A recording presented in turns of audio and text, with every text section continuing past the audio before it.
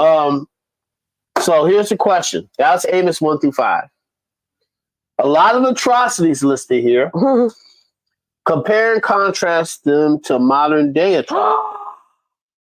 Dare they ask that? Okay, that's negative. I think it's negative.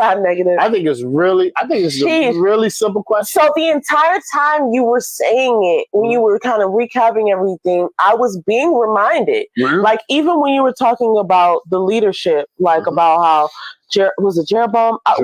Guys, we're not going to pronounce all this stuff correctly, but okay. But even that, it's like he was. Here's what I thought was interesting that was pointed out to me is that like they were successful financially. They like as a land, as a people, they were. I guess their economy was bustling. They probably had, goods and services to trade, and everybody was, populating, being fruitful and multiplying. But then you have these people who are.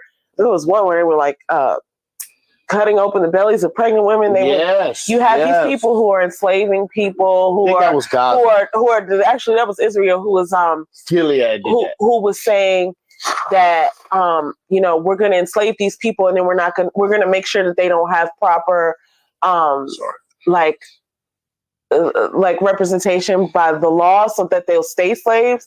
That reminded me of something that's been happening for years in this country. But just the idea that like people, so one of the things when they were talking about the golden calves and stuff, we do that a lot. Like we idolize stuff all the time, modern day, especially like I can't let it go. Like our phones, like our devices, it's like an idol. Like we are not, like I guarantee you we're on our phones more than we are worshiping God, right? So like sometimes I use my phone, you know what I'm saying? But like it's not that we're horrible because we use our phones, but it's just like it's something that they're asking you right now to compare and contrast. It's something that probably they thought about those golden calves. Like they're just golden calves. They're so pretty. Look at them.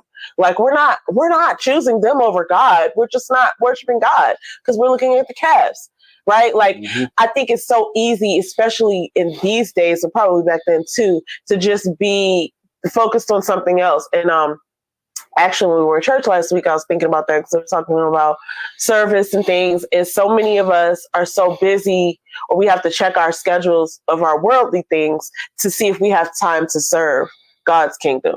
And that's backwards, right? It's like obviously we have to feed our families and have our jobs and stuff like that. But like that's one of the reasons why I get up and praise God first, because it's like nothing's going to stop me from doing this. Yeah. Right. Like I'm not going to be perplexed when it comes to be time to work on whether I'm going to praise God or whether I'm going to work. I'm going to follow through my obligations, but that means I'm going to have to put God before that. Right. So it's like, I think that the atrocities that they listed seem really, crazy, but it's stuff that nowadays it's like normal. It's normal. So when they talk about the king who was doing well in all of the circumstances, like, oh, the nation is well, we're financially stable, we have buildings and cities and the people are happy, and but the main thing was that they weren't serving God. So like you think you're doing well, but you're doing well for the world. And then when you pass away, then what? Like, because that's going to happen. Right. So like if you're not preparing for it, like what are you doing? But I also realized that like your life is going to be made better when you follow the way that God set things up. It's like not going to happen a different way. Yeah. Like we haven't seen that work. We don't have evidence that works. Yeah. Well, we have all this evidence that it works when you do it the way God does.